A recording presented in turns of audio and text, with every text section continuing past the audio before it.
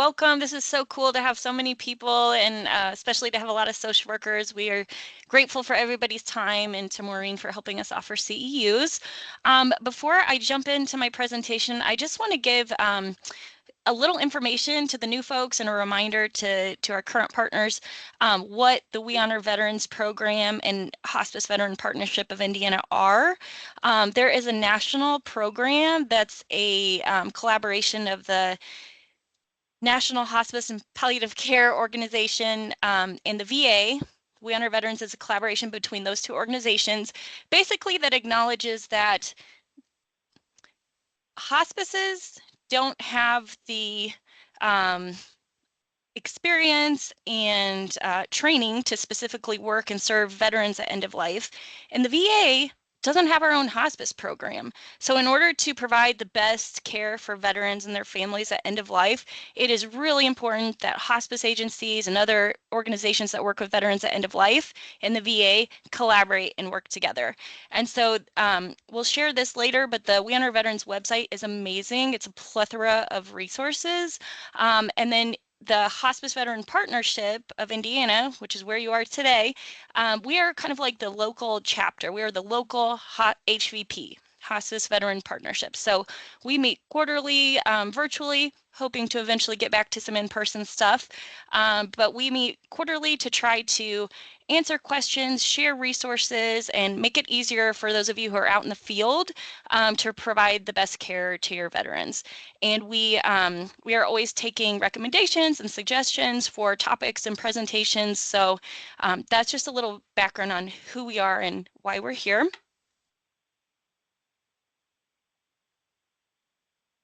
Okay, so my objectives for today during this presentation are to make sure you all understand what the Hospice Veteran Partnership of Indiana is and what our mission is, understand the basic difference between the different branches of the VA and what each branch can offer veterans at end of life, help veterans and families understand how to access those benefits and resources, and understand how and when to contact the VA palliative care teams. And I do want this to be interactive. I will try to pause at the end of slides. I think there might be questions, but I can see the chat, so feel free to drop questions in there as well. I understand that the VA is very overwhelming and it's hard to know who to call for what, who does what. I've worked here for about 15 years and I am still confused on a regular basis of how to get things done for our veterans. So this is just meant to be a very bird's eye view of the VA. The VA as a whole is broken into 3 branches. There's the Veterans Health Administration. That's us here at the VA healthcare centers. The Veterans Benefits Administration, they're over all the financial benefits. And then there's the National Cemetery Administration, who's over obviously the national cemeteries. And I'm going to go over what each of these branches can offer veterans and their families at end of life. First, just to give a bit of an overview of how the VA is set up in Indiana. So again, my name's Liz. I'm the palliative care coordinator at the Indianapolis VA. Our main campus is called Rowdebush, and it's here in Indianapolis downtown, right next to Eskenazi. We have here at the main hospital, we have all services. We have healthcare, primary care, PT, we've got inpatient, we've got rehab, all the things. Then we have these community-based outpatient clinics out in the community to try to get veteran services closer to home. So all these clinics listed, Bloomington, Brownsburg, the YMCA on Lafayette Road, West Lafayette, Martinsville, Shelbyville, Terre Haute, and Wakeman, those are all VA primary care clinics. Some of them have additional services like PT, or maybe there's some optometry at some, but they're very small and usually only offer a couple different types of services. So those, if you are working with a veteran who lives somewhere served by these facilities on the left-hand campus, you're going to reach out to me for help. And if you are working with a veteran who might be living in northern Indiana or where these clinics are, you're going to reach out to Marty. And Marty, I'll let you introduce yourself again and what you guys offer. Okay, thank you. Yes, so the Northern Indiana Healthcare System has two main campuses. Our Fort Wayne campus and our main campus is actually in Marion, but our Fort Wayne campus is where our acute care is. So when veterans are hospitalized at the VA, they are hospitalized in Fort Wayne. In our Marion campus, we do have inpatient um, we have an inpatient capabilities, which is our CLC, and that is the Community Living Center. So that's the VA's version of a nursing home. They don't call it that. They do call it the CLC, Community Living Center. So that's here in Marion.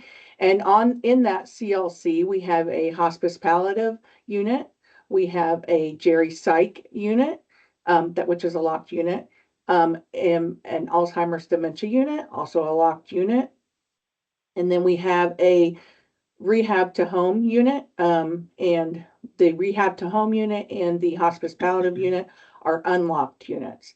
So our hospice and palliative veterans can be on any of those units. In general speaking, they are mostly on our hospice palliative unit just because, but sometimes our Jerry Psych or our Alzheimer's dementia, if they've been on that unit for quite some time, we like to leave them where their home is, quote, quote. And so if their family kind of wants that, then we do leave them there. So we do have the capability of putting hospice patients on different units, but mostly we try to keep them to our hospice palliative unit just because that is their specialty and that's what they do on the regular. As far as Fort Wayne, like I said, that's our acute care hospital. And so when they're hospitalized, that's med surg, ICU, that kind of thing. And then each of the clinics, the CBOCs, like Liz was talking about, we have primary care at these places. Primary care is also available in Marion and Fort Wayne, and then primary care is available in Defiance, Ohio. Has been included with us here recently, as well as the Hoosier Clinic, which is in Peru, and then the Huntington Clinic, and then the Jackie Walorski Clinic, which is in Mishawaka, and then our Muncie Clinic. And so those veterans are all part of the Northern Indiana healthcare system. And like she said, different clinics have different capabilities. The JWC, the one in Mishawaka, it's probably it has the most as far as outpatient capabilities like a hospital. They don't have inpatient stays there, but they have a oncology. They have things of that nature. So it's a bigger outpatient clinic. The other clinics are mostly primary care. They may have therapy available. They may have chiropractic available. They may have, well, all of them have lab and X-ray. But it kind of just depends on what the status is on the clinic of where they're at with that. So that's what the community-based outpatient clinics look like. So, is there anybody has any questions about any of that? Thanks, Marty. And I just want to highlight that um, there are we're similar, Indianapolis and Northern Indiana, but we're also very different. Here at the Indianapolis VA, I have an entire team of people, doctors, nurse practitioners, psychologists, social work. We are a massive team. In Northern Indiana, the palliative care team consists of Marty, Yay! period. So Yeah, it's different. So if you yeah, contact me for any of the things I'm going to talk about on the subsequent slides, probably my team will just handle it and take care of you. Marty is a one-woman show up there, and so probably we want you to use Marty as your contact person, but then she is going to help connect you to the primary care social worker or whoever it is that can help you get it done. But for all intensive purposes, me and Marty are your contacts to start yes. with whenever you need something at the VA. And it just makes life easier for you as well. Even though I'm only one person, um, I can tell you I can barely keep up with which pack team is where and who and what. And if they, because sometimes our veterans, like say, Muncie Clinic is kind of one of those things for sure. If they go to the Muncie Clinic, they may live near Indianapolis, so they do a lot of stuff in Indianapolis. But they also may come to Northern and do things too. So just so you know, they can be veterans can go to both places and get care, but wherever their primary care team is assigned is most of the time what we have to use, especially for orders and stuff for our hospice patients. So just be aware that we cooperate together. So if you're unsure and you know Liz's phone number off the bat, we contact each other, I would say almost daily, maybe not daily, but maybe pretty much every day, and have a quick contact with each other, and then we can get it arranged and get you taken care of for whatever the need is. Yes, and the last thing I just want to emphasize, which I don't think I did, was that um, the Indianapolis VA does not have an inpatient hospice Yeah, unit. The Marion VA does have that inpatient hospice community living center that Marty talked about. So that's a big difference between our facilities. yeah.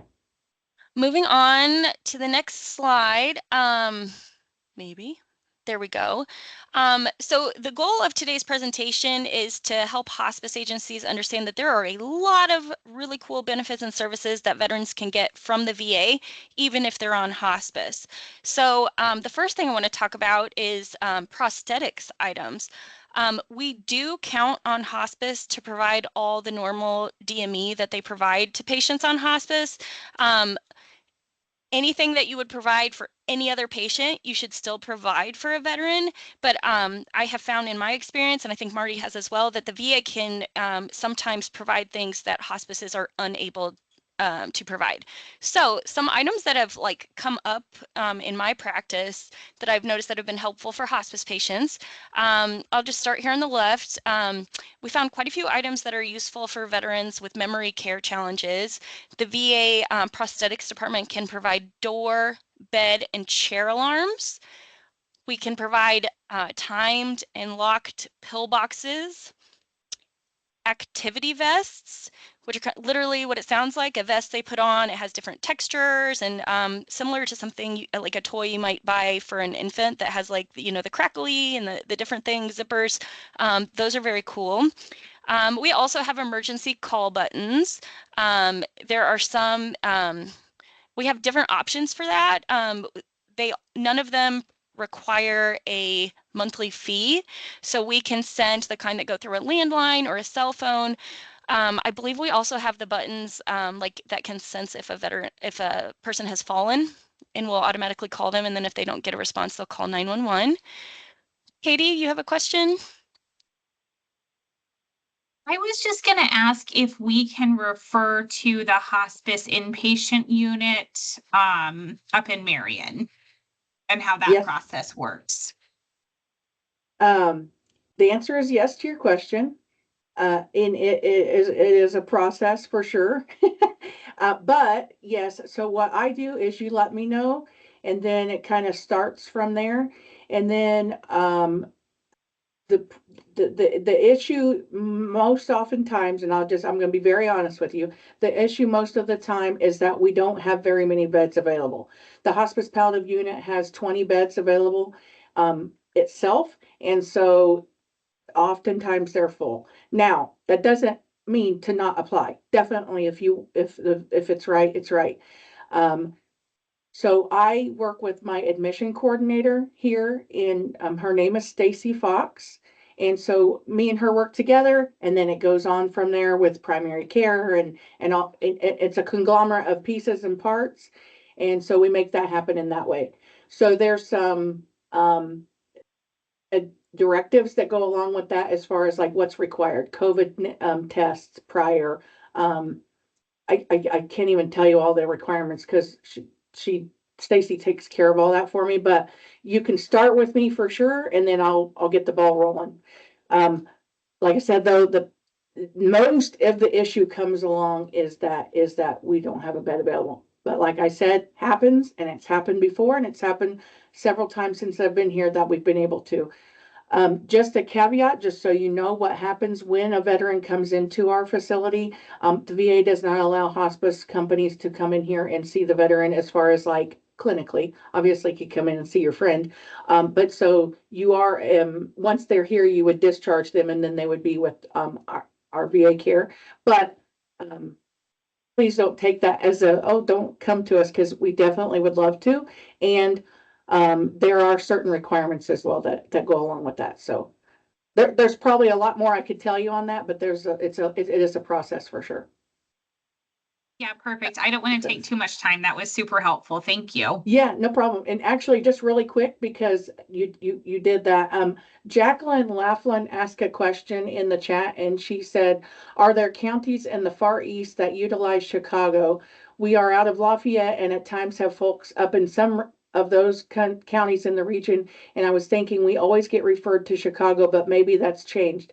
So I can't tell you that you wouldn't be referred to Chicago because Liz Hines is in Chicago, right?" Yeah, Yep. so Hines is a specialized VA facility that have especially a spinal cord injury. Like everyone gets referred to Hines. So that may be one piece that you're talking about. Second piece is our Jackie Walorski Clinic up in Mishawaka. Um, Used to be part of the Chicago VA system.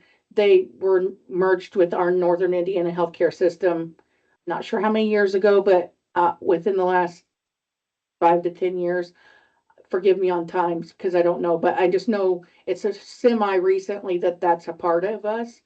And so that may be another piece of what you're getting there. So basically, a veteran, whatever their specialty needs are, may have to be referred to a different VA because, for instance, like I said, Hines specializes in spinal cord injuries.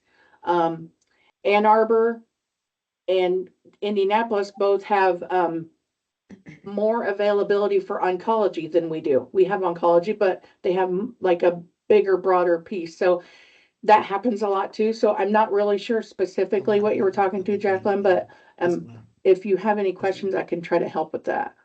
Oh, no, I appreciate that. And honestly, it's been a period of time ago, and my memory is not as good as it used to be. So I don't remember all of the details as to how we ended up in the Chicago area, but I just wanted to be sure there wasn't something I was missing there. So thank you. No, yeah, you're welcome. No problem. Okay, thank you guys for the great questions. Back to prosthetics items that can be provided for veterans on hospice. I mentioned those that are specifically helpful for those with memory care. There are other specialty items we can provide, like seat lifts. This is not a lift chair. It's like literally kind of like a little springboard, like a little thing that you set on the chair, and it can help get them up. Sit to stand assist. I feel like we call those Sallies. Freestanding trapeze, overhead lift systems, chair lifts, like for a vehicle, specialized wheelchairs, electric wheelchairs, scooters, and ramps. All of these are things that are optional to veterans, whether they're on hospice or not.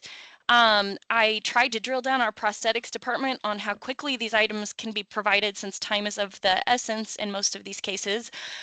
What I was told is for the majority of these items, they can be ordered within 3 business days and up to 2 weeks to deliver. Now that's for the smaller items. I'm not talking about the stair lifts. But for the smaller items, they should be able to get there within a couple of weeks. Specialty lifts and ramps and wheelchairs, like electric wheelchairs, those do require an assessment with a VA therapist. I think they do some outpatient appointments for like the electric scooters, but most of those assessments entail a VA therapist going out to their home. To do an assessment. We can't put in ramps and lifts and things on rental properties, but they can, depending on the ramp need, sometimes if it's just a couple steps, 1 or 2 or 3 steps, they can order kind of those metal ones that go on, and those are pretty quick to order and set up. But if it's a matter of building something, obviously that's going to take a little bit longer. Whenever you all reach out to us and we initiate a request for something like this, we definitely ask them to expedite for hospice, and they do their best to accommodate. If you are interested in any of these prosthetics items for a veteran on hospice, reach out to me or Marty, and we will coordinate with their primary care to get it ordered. And again, I just want to emphasize we don't provide recliners or lift chairs. That seems to be the #1 request that we can't accommodate. Marty, did you have some other items you wanted to mention? Yes. DICEM. It's a material that can be like grippy. If you think of it to be comparable, it's like when you would I still use it, but like grandmas and stuff used to put a liner in their refrigerator, and so your stuff wouldn't move around if you moved something on the shelf. But it's a grippier substance that you can put, like, say, for instance, in wheelchairs. Excuse me. And so if the veterans, when they're sitting, they can start kind of slipping out, and then hopefully preventing a fall or keeping their cushion in place, things of that nature. So DICEM is something that they can order. Adaptive silverware, if that would be an issue for the veteran, maybe like, say, Parkinson's, anything to do with adaptive silverware, bigger, grippier forks and spoons and things of that nature, or they have like a bend in the spoon, that kind of stuff. Hip kits is what I call them. I'm pretty sure that's the real name, but don't quote me on that. But it's a kit that has like a shoehorn, like a grabber, a sponge that, like, you could wash your own back with, or your feet, or something of that nature, something that would be hard to get. So it's a kit that comes along. So they have those available too.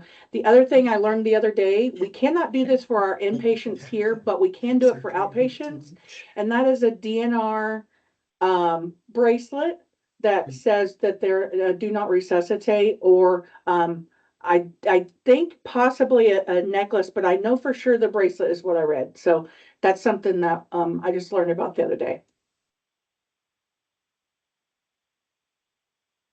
Thank you. That is really helpful. I just realized I didn't send Stephanie the right link, so I'm trying to send that to her right now.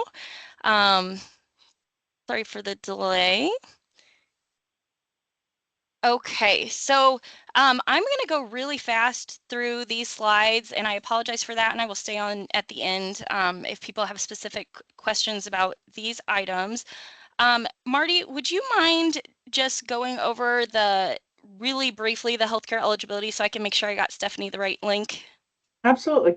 Thank you. So the VHA healthcare eligibility, excuse me. What that is there is enrollment and eligibility. So there's two separate things, but they go in the same department works on that in the VA. And so the eligibility Sorry. you served in active duty military and discharged under anything other than dishonorable conditions.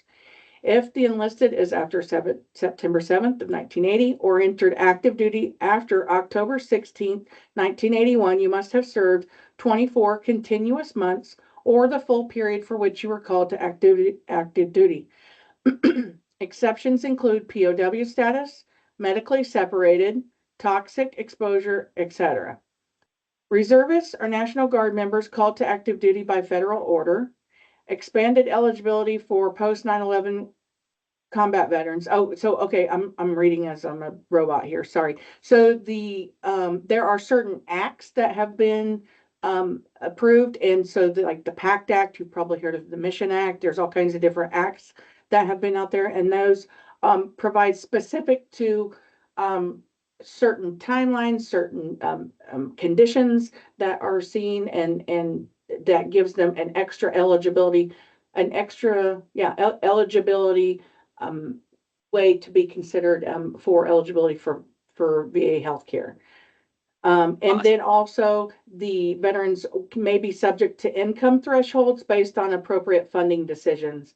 And so that is the biggest piece. So the biggest part of what I tell everybody is just get enrolled.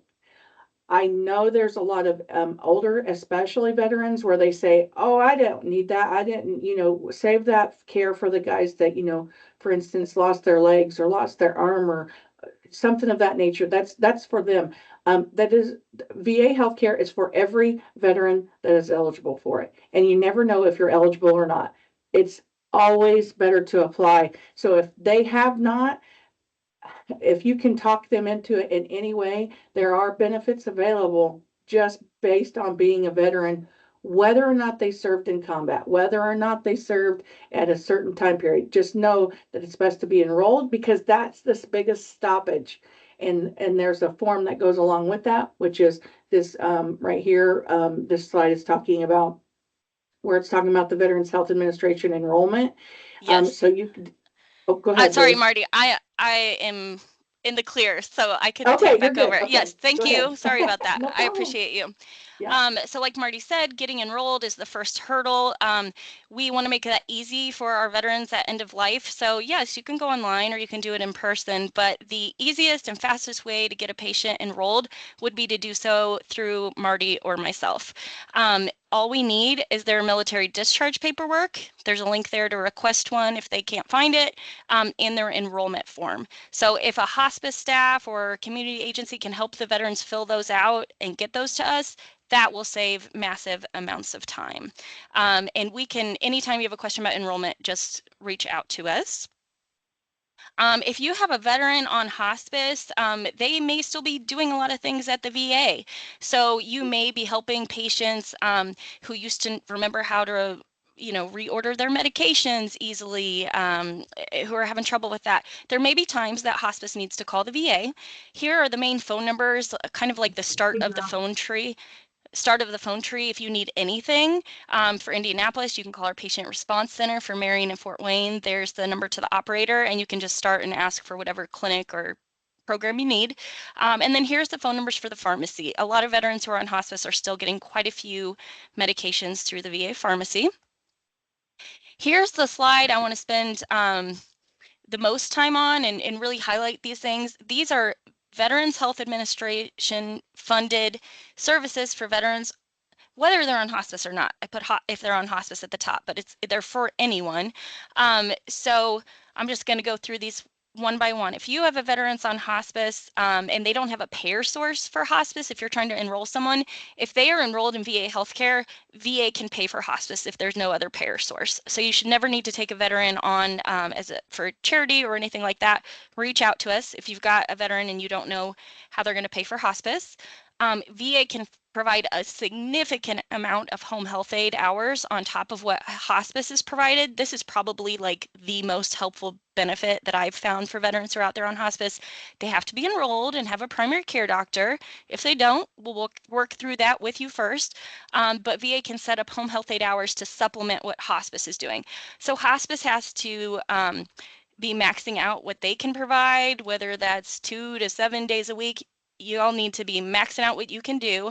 And if that is in place, then we can set up extra home health aid hours. And it could be anywhere from 3 extra hours to 56 hours a week, depending on what their level of care need is. So if you have a veteran who's a walkie-talkie but can't maybe get dressed safely or shower safely, you're probably talking about 10 to 20 hours a week of home health aid we can set up. But if you have a veteran who is completely bedbound and needs total assist, has medical complications, those are the folks who are going to get approved for up to 56 hours a week. And this is on a continuum. What they qualify for initially probably won't be what they qualify for at the very end of life. So when a veteran on hospice needs home care, we can send the hospice staff something called a case mix, where you fill out kind of a questionnaire about their ADLs and what they need help with. And then we will use that to plug into one of our systems and determine how many hours a week we can pay for.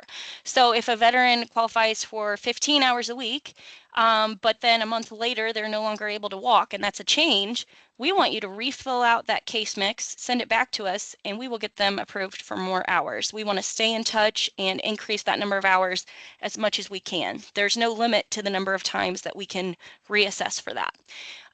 Like I said, VA will pay for that home health aid. I mentioned kind of a set number of hours.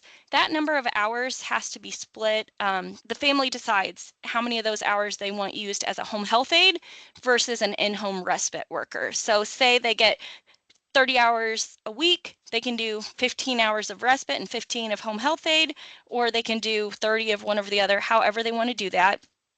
Seems like some home care agencies don't care if it's differentiated as a home health aid or respite, but some agencies do, and that can cause problems. So we have the ability to differentiate. VA can pay for inpatient respite up to 30 days a calendar year for veterans who are enrolled and have a primary care doctor here. So again, we always ask hospice to maximize their benefits. If hospice hasn't tried to use their 5-day respites to meet the need, we're not going to authorize this. But if hospice has been using their respites as often as they can, we can jump in and offer up to 30 days a year at one of our contracted facilities. We will make sure to share again the list of our contracted facilities so you guys have it. We had a scenario just this week at the NDVA where we had a caregiver of a veteran who had to have a knee replacement. And so we were able to set up with hospice that they went to one of our contracted facilities. Hospice paid for the first 5 days, and then we paid for the next 2 weeks so that that veteran was taken care of and his caregiver was able to rehab and heal the way she needed to. So that's a perfect example of how we can work together to provide extra inpatient respite. Going down to end of life VA pay contract nursing home placement. For veterans who we verify are hospice eligible and they do not have another payer source for nursing home, the VA can evaluate for paying for their end-of-life nursing home care at one of our contracted facilities. If we set up hospice ourselves, that means we've already reviewed the clinicals, and that's going to be a no-brainer. We're going to go ahead and authorize that. But if it's somebody who was referred to hospice out in the community and we've never seen their clinicals, we will ask you to send us clinicals. Our team will review them, and then we'll get back with you. And we work really well with hospice social workers on all these services. And if you're ever needing any of these things, reach out to us. For veterans who are 70% service connected or higher, which will make more sense after one of my slides later, VA can automatically pay for nursing home placement at one of our contracted facilities. There's also something called concurrent care. This is where veterans who are on hospice can continue to come to the VA for services. It is very vague. Our national guidance basically says if there is a therapy that a VA provider deems to be helpful and improve their quality of life, they can continue to do it while they're on hospice, as long as they're still aligned with hospice philosophy.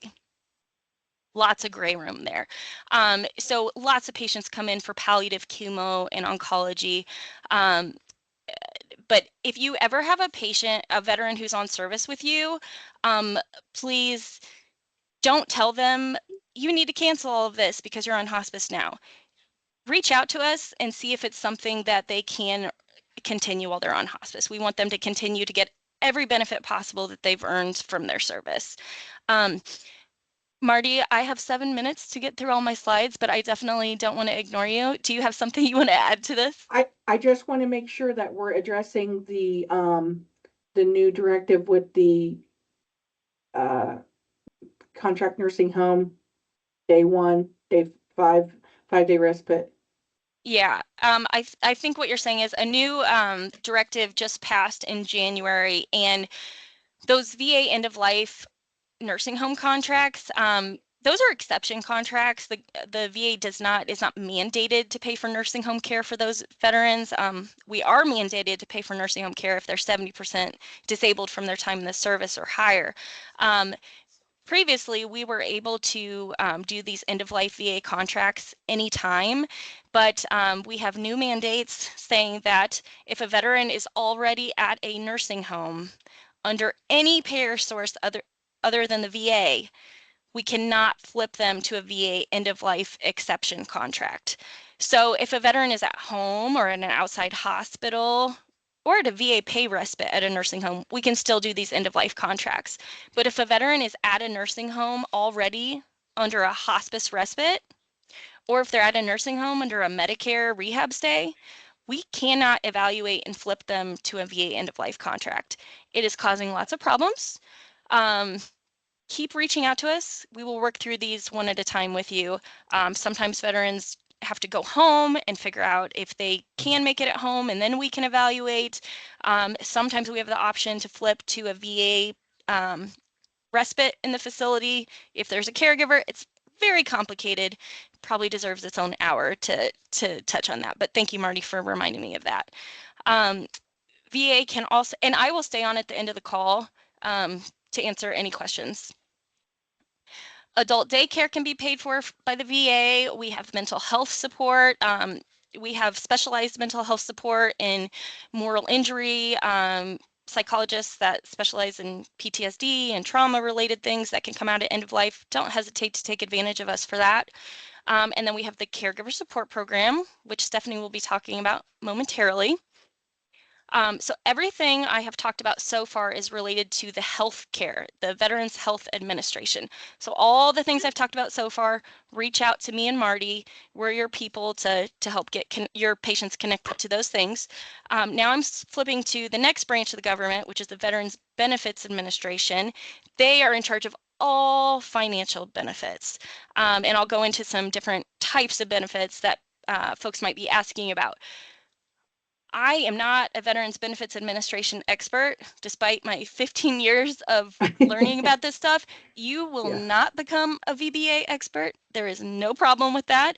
What you need to know is that if you have a veteran who's looking into any of these financial benefits that I'm going to mention, send them to an expert. Send them to either the Veterans the VBA regional office, send them to a county service officer, the Legion, VFW. We have reps at the medical centers. There are lots of people to help them. I have posted on the website, and we will send this out again. This is a handout that you can give patients that has all of these resources on it. You do not need to try to look it up. This will be something that you can just print out and give veterans and families and encourage them to go to one of these experts to get help applying for VA financial end-of-life benefits.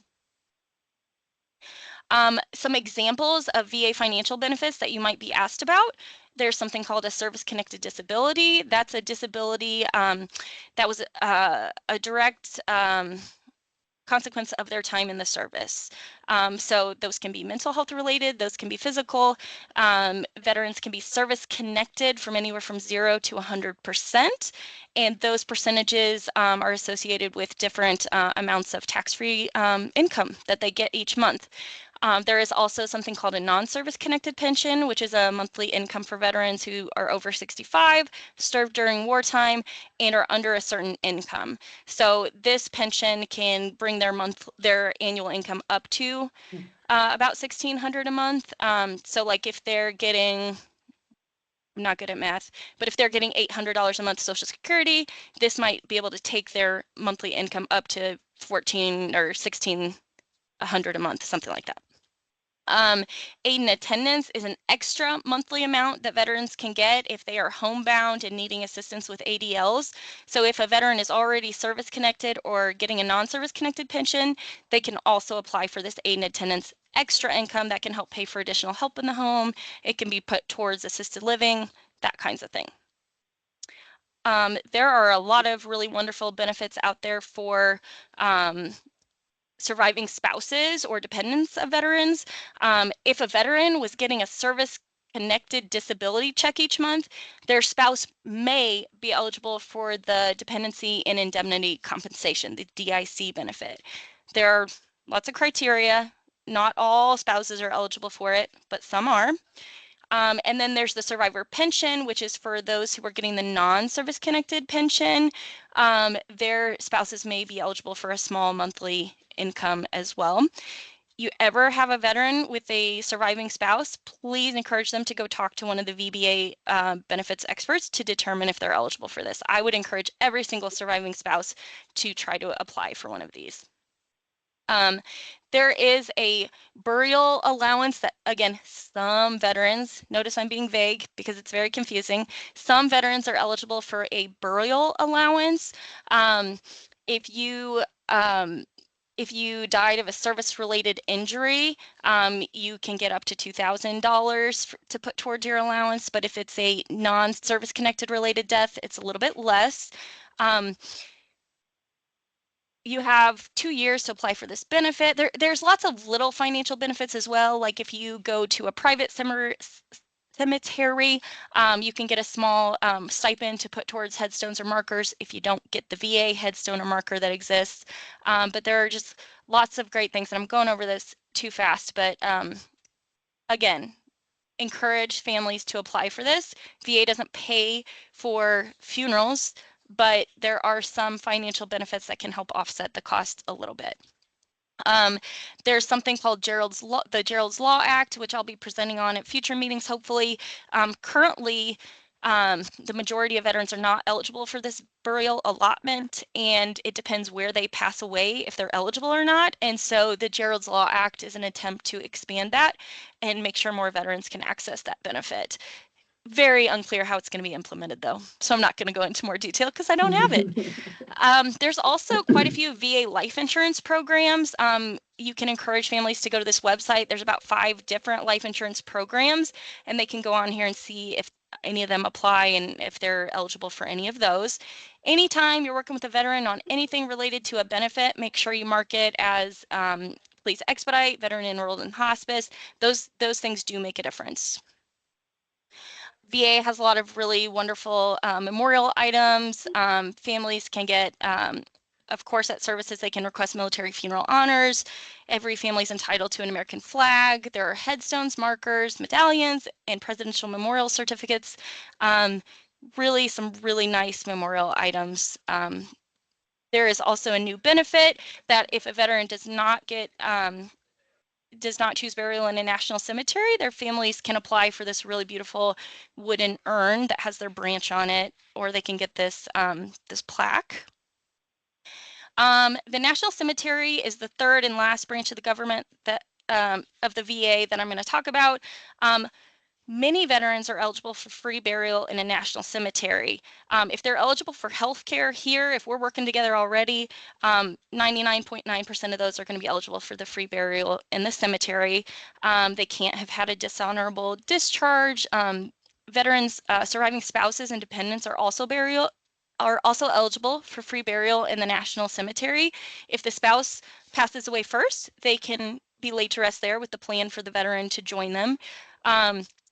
Like I said, VA doesn't pay for funerals, but VA does pay for everything that happens on a national cemetery grounds. So if they choose burial at the national cemetery, they're getting the grave site, the headstone, the liner, the opening, closing, the ceremony, all those things are included. There are national cemeteries all over the place. In Indianapolis at Crown Hill, there is a columbarium for cremations only. Marion, Indiana is probably the closest cemetery to us that has a full casket burial. But if you go on the website, you can find the closest national cemetery to someone. And this is just kind of like a summary of my tips for y'all working with veterans. Please, again, make sure veterans do not think VA pays for funerals.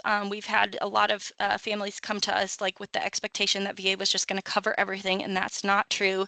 They probably are eligible for the free burial in the national cemetery, and they may be eligible for that small reimbursement allotment to put towards the services from the funeral home. The National Cemetery has a pre-need application that if veterans want to plan ahead and get things in order and they want to confirm their eligibility for the National Cemetery, they can fill that out. Again, for any of these benefits, please send your veterans and families to a trained VBA expert, and you'll have that handout that you can give them. And please remember, a licensed funeral home must coordinate postmortem arrangements. So if a veteran passes away in the VA hospital, there still has to be a funeral home involved. Please, please, please, when you are enrolling veterans in hospice, check and see if they're enrolled in Veterans Health Administration services. If not, let's get them enrolled, even if they don't need anything yet. Let's get them enrolled, get through that hurdle so that when they need home care, we can just set it up a lot faster. Make sure your veterans and families have a copy of their military discharge record. It's usually called a DD-214. Not always. They can request one online. There is a way to mark it for emergency. So make sure they do that, because any benefit I've talked about today, literally anything, they will need their military discharge paperwork to apply for. VA has a couple really wonderful end-of-life planning booklets that they have issued, and we have these, or I will make sure these are on our website. One is called Planning Your Legacy. It's really more of a proactive booklet. It has a place where you can put in like all your preferences and your bank accounts. It's got a really nice planning guide. I'm guessing hospices have versions of these, but this has all the VA benefits in it. So it's a nice guide. And then there's a really nice booklet for bereavement support, which has all the benefits I talked about today, plus more for survivors and families. So these are really, really nice toolkits, and it is basically a summary of everything I'm talking about today in a booklet that you can print out and give the families. The bereavement support booklet also has prior to death information in there as well. So it's Yes, helpful thank for the you. veteran to look at as well. Yeah, it just has a letter in the front that says, "Dear bereaved family, we're sorry for your loss of the veteran." So it makes that a little bit awkward, I think. But the Yeah. bereavement support document is the best for sure. And just again, hospice and VA, we work together to serve those who have served, and we are grateful for you all. You all are providing a service that the VA cannot. We don't have the infrastructure to provide hospice, so you all are the ones on the ground providing the much needed service at end of life, and we want to support you all as much as we can. Just a reminder, when you should reach out to the VA Palliative Care, you can contact us if you're needing VA pay for hospice, if you want somebody evaluated for the end of life nursing home contract, for home care, respite, if you need help in enrolling, you have a patient you want to refer to mental health, or you can't remember what I said about where to get the burial information, just reach out. And please do us a favor and notify us when a veteran enrolls in hospice or when they pass away. This gives us the opportunity to update their medical record, update maybe any other providers that are working with them. Oncology is a big one. They really want to know when there's updates on their patients. It also gives us the opportunity to reach out and provide our own sympathy card and bereavement call. A lot of veterans' identity is really tied up in the VA, and I know I've been given feedback that if we reach out, it's very meaningful to them. So here is the contact information for the Indianapolis office and the Northern Indiana healthcare system. Please remember that I have a big team here. Marty is a one-woman show.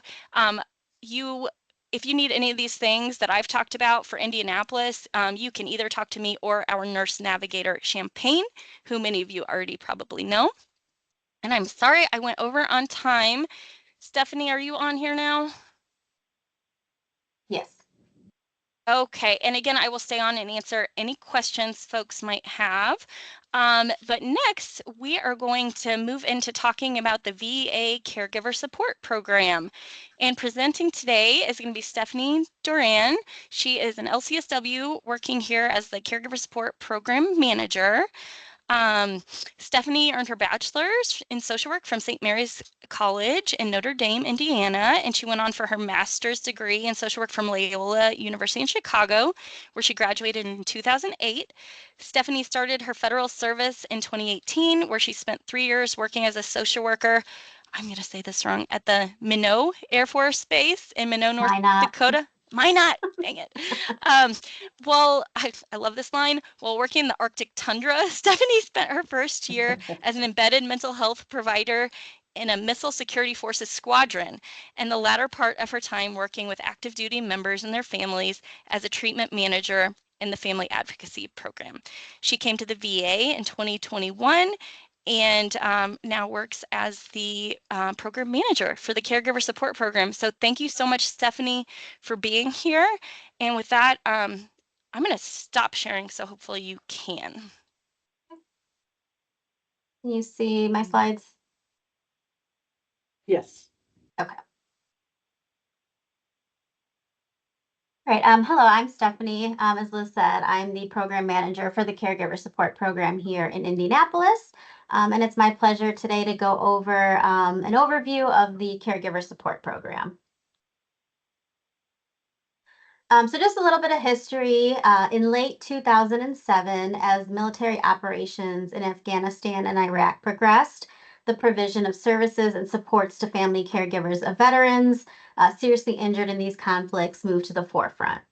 While the conflicts in Iraq and Afghanistan, with the conflicts in Iraq and Afghanistan, new challenges presented themselves to our service members returning from combat with serious injuries that may have been fatal in previous conflicts. These service members required personal care services, which are often provided by family members and loved ones. In recognition of the significant challenge, in 2010, Congress enacted the Caregivers and Veterans Omnibus Health Services Act of 2010, which required VA to establish specific supports for caregivers of veterans. Two programs were established, the Program of General Caregiver Support Services and the Program of Comprehensive Assistance for Family Caregivers, which we collectively refer to as the Caregiver Support Program. PCAFC was established for family caregivers of eligible veterans who had a serious injury incurred or aggravated in the line of duty. 12 years ago, the program began officially accepting applications for PCAFC. And then in 2018, the VA Mission Act required VA to expand eligibility for the program in a phased approach. It established new benefits for designated primary family caregivers and other changes that affected program eligibility and the VA's evaluation of PCAFC applicants. The expansion was implemented in two phases. Veterans who were seriously injured in the line of duty before May 7, 1975, became eligible as of October 1st, 2020. And then as of October 1st, 2022, veterans of all eras became eligible to apply. So there are two unique components under the Caregiver Support Program, or CSP as we refer to it. We have the Program of General Caregiver Support Services, which we refer to as PGCSS, and the Program of Comprehensive Assistance for Family Caregivers, which we refer to as PCAFC. And our mission is promoting the health and well-being of veterans caregivers. So within the program, we have four core elements: education and support, collaboration and partnerships, outreach, and then resources and referrals. So training and support are offered through many different opportunities. We do in-person, online, and telehealth sessions, which is based on the needs of the caregiver. So a few of our national education and support options that we offer locally include the VA SAVE program, which is a suicide prevention training that equips caregivers to demonstrate care, support, and compassion when talking with their veteran who could be at risk for suicide. We also have the Building Better Caregivers program, which is an online workshop with 6 weekly self-paced lessons. And this program is good for caregivers who can't always attend our scheduled groups because they can do that on their own time. We also have the Annie Caregiver Text program, which promotes self-care for veterans and their caregivers. They get text messages a couple times throughout the week that focuses on education, motivation, and activities to manage stress. We also have bereavement protocols and some diagnosis-specific protocols as well. The Reach VA program provides caregivers with problem-solving skills, stress management techniques, and specific information on disease-related concerns that are customized for each caregiver. And we offer this both individually and through groups. And then we also have the Caregiver Health and Wellbeing Coaching, which is individualized coaching for the caregiver that uses the whole health model. We also have caregiver self-resilience courses, which are part of a wellness series for caregivers.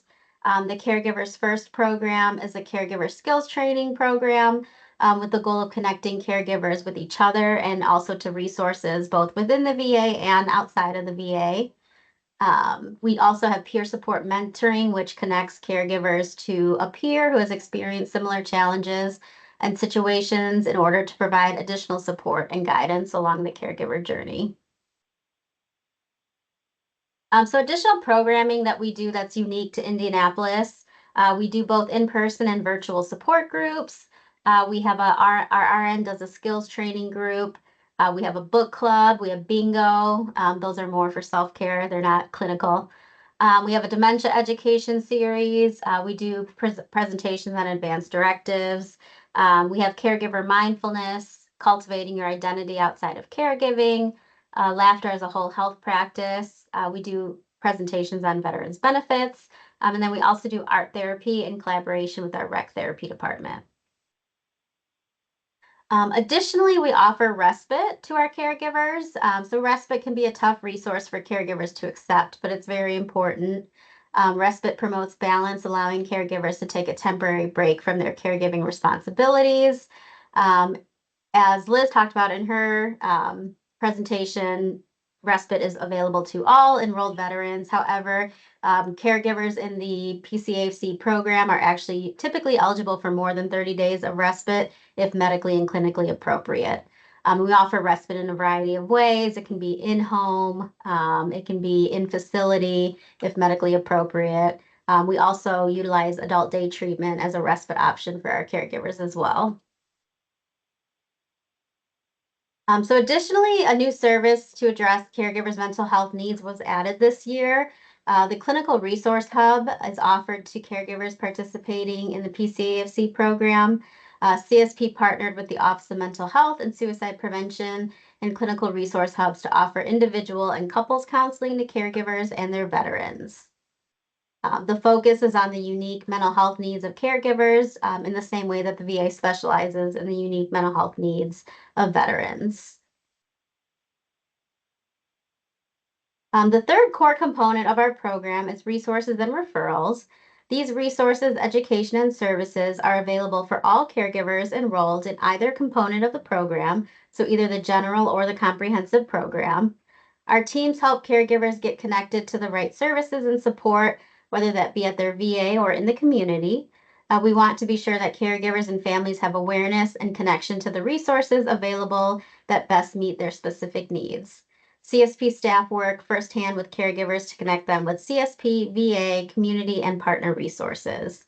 We have a strong relationship with our VA and our non-VA partners to help caregivers address any number of issues or needs that they may have.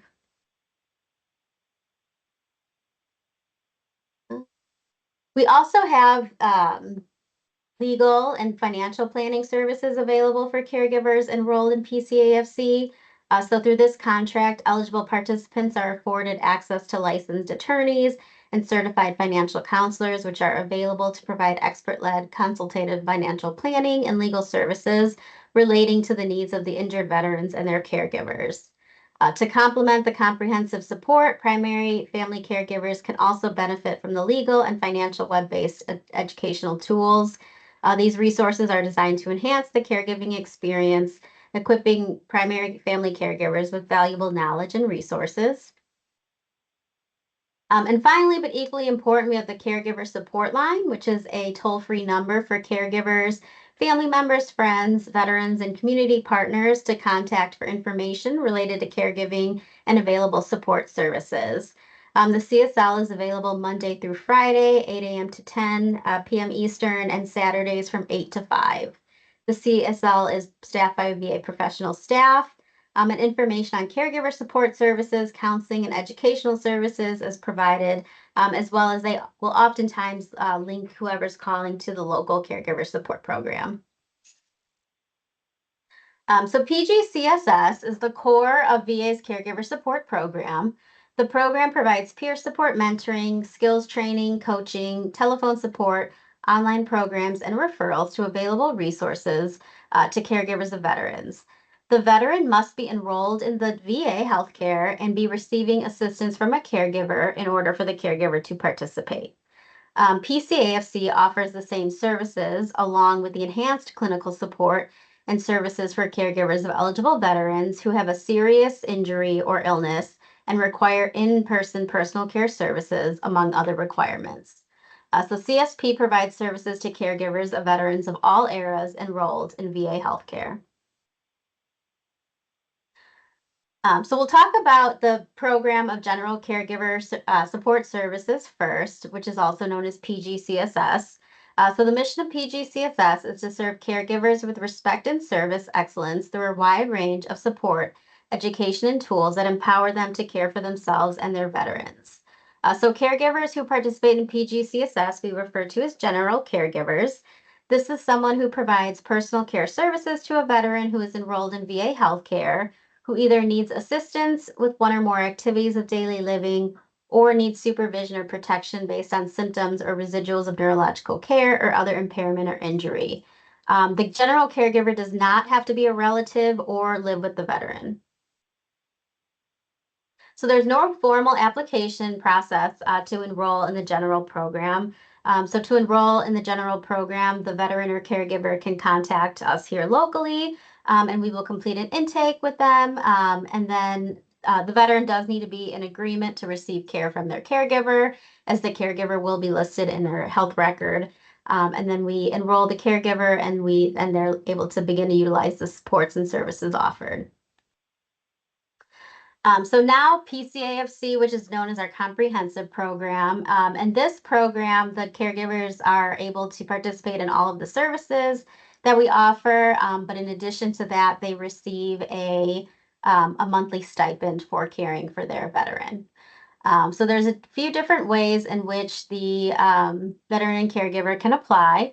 The fastest and easiest way is to apply through our website, which is www.caregiver.va.gov. Or they can access and download the application and then mail it back to us at that address. It's typically quicker if they mail it back to us here directly in Indianapolis, so that it doesn't have to go through the eligibility center in Atlanta. And then they can also contact our local team here and we can help them out. So to be eligible for PCAFC, which a lot of times is referred to as the paid program, the caregiver has to be at least 18 years of age. It has to be a relative of the veteran or someone who is living with the veteran. They have to be able to complete the training and able to take care of the veteran. The veteran must be at least 70% service connected or higher in order to be eligible to apply for PCAFC. For the general caregiver support program, there is no service connection requirement. Any enrolled veteran can be in that program. But for the paid program, they do have to be 70% service connected or higher. And the veteran must need in-person personal care services for a minimum of 6 continuous months based on any one of the following. So an inability to perform activities of daily living, a need for supervision or protection based on symptoms or residuals of neurological or other impairments, or a need for regular or extensive instruction or supervision without which the veteran would not be able to function in daily life. So with the PCAFC process, there is a 90-day time frame that we have to complete the process. And there are multiple assessments that are involved in this. So initially, we will receive the application, and we typically reach out to the veteran caregiver within 1 day of receiving the application. We then complete the initial intake over the phone to determine if the veteran meets basic criteria. If they do, then we schedule the veteran and caregiver assessments. And then from there, our assessors will complete the veteran functional assessment instrument. We will then collaborate with the primary care team for their input. And then we send all of that information to the centralized eligibility and appeals team, which we refer to as SEAT.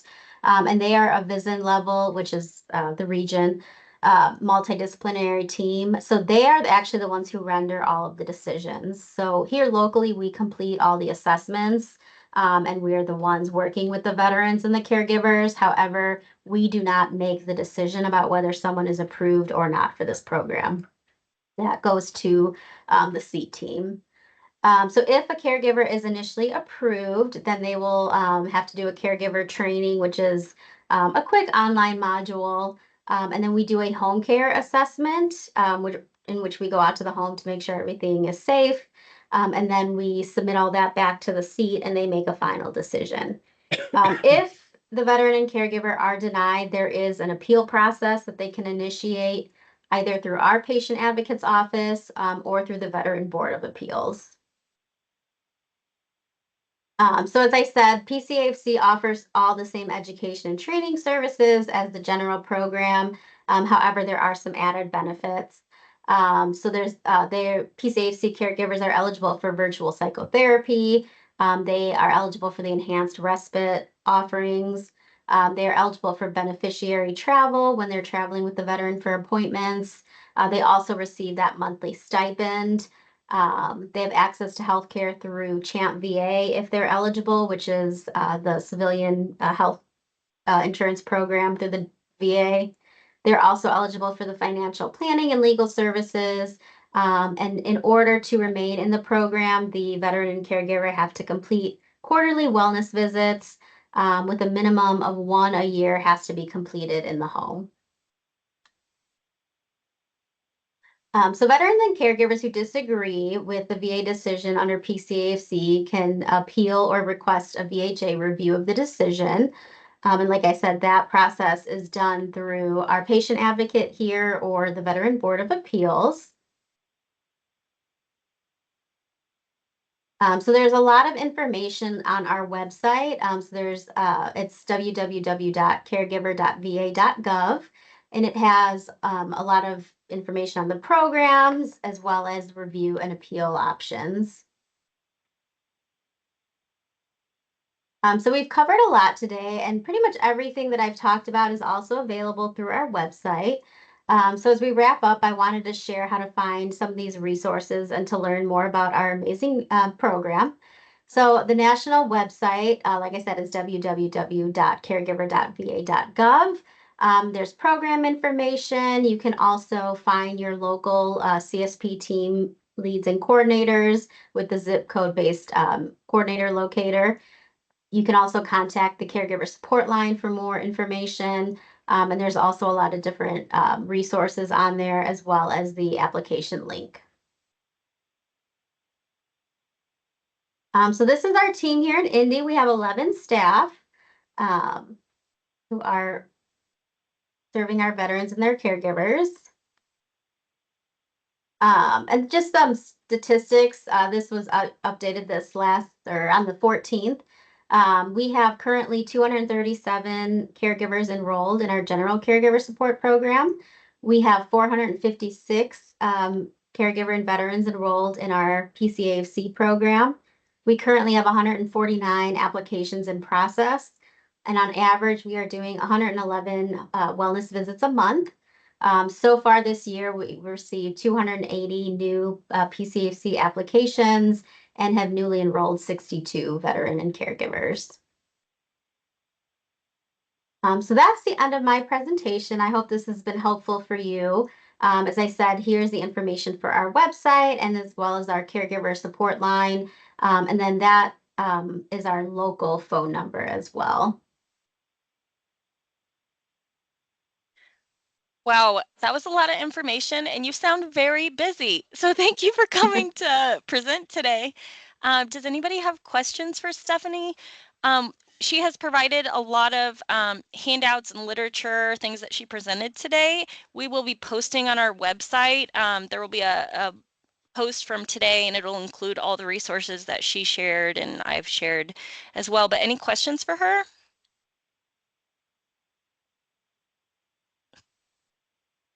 If you all are working with veterans and families who are interested in the caregiver support program, please again contact either of our palliative care offices in Indianapolis or Northern Indiana. We can chat with you, and then we can put in the official referral for them to those programs, either directly ourselves or Marty might go through the PAC teams up there. But I have noticed, Stephanie, when I put in a caregiver support referral and I, mentioned that they're on hospice, I know it's still a very long process, but I do see you all reaching out to them within a day or two to get it started. Yes, we do have the ability to fast. So we can't cut out any of the steps, but we have the ability to fast track if someone is on hospice. So when you guys let us know someone's on hospice, we're trying to get them in for their appointments next day if possible. And we do prioritize their appointments. That's Liz, I want to amazing. make sure I understood what you just said, because I have a particular veteran and spouse in mind, actually, that I think very much would benefit from probably not just the general, but the more involved caregiver support program you've got. So if I talk to them and they are interested in learning more, I can just call you, Liz, and you'll help me get that all started. Is that right? Yeah, absolutely. Perfect. Thanks. I'll be able to tell you if they're eligible for the program with the stipend or not, and then we can figure out if they still want to move forward with a referral to the general program or whatever. Okay. Perfect. Yeah. Thank you. Mm-hmm.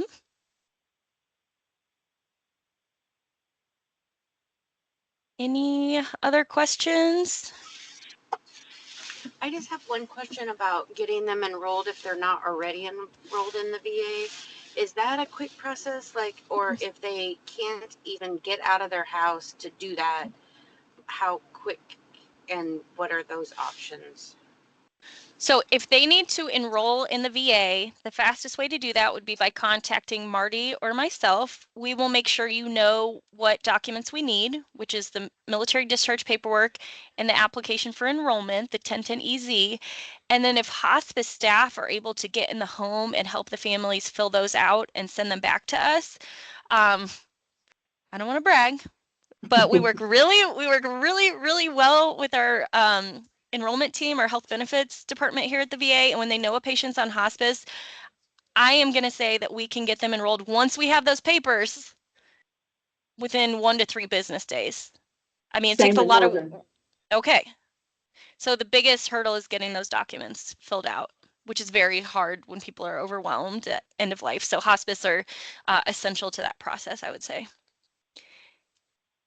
So if you ever have a specific case, just call or email me or Marty, and we will remind you of those steps and get it going. Anna, you have a Awesome, question? thank you. I do. If the veteran has misplaced or lost certain documentation that would help get them benefits, where can they go? How do we retrieve these types of documents if we're unable to find them within the veteran's home or family has no idea where they could be? Yes, that is very common. So you all will be able to find this PowerPoint on our website, and I know this link is already on there under end of life benefits, but basically they can go online to the National Archives and request a copy of their military discharge paperwork. They just have to go in and say who they are, when they served, or their relation to the veteran if they're doing it for a family member, and they can mark the request as emergent for health emergency, I think it is. There's also an option to mark it for burial benefits, but there's a website they can go to. And we'll make sure y'all have that, or you can find it on the post, or you can email us. I'll try to drop it in here at the end. Possibly, if they've ever contacted their veteran service officer in their county courthouse, sometimes when they do that, almost immediately the first thing the veteran service officer does is say, hey, let me get a copy of your 214. And if they don't have it, they request it right then. And so then they may have it, but that's the for sure way is that website, like she said. But just in case they may have already turned it in somewhere, the VSO is a great place to start as well. Yep, just dropped it in the chat. Any more questions for Stephanie specific to the caregiver support program before we let her go? We can answer other questions afterwards.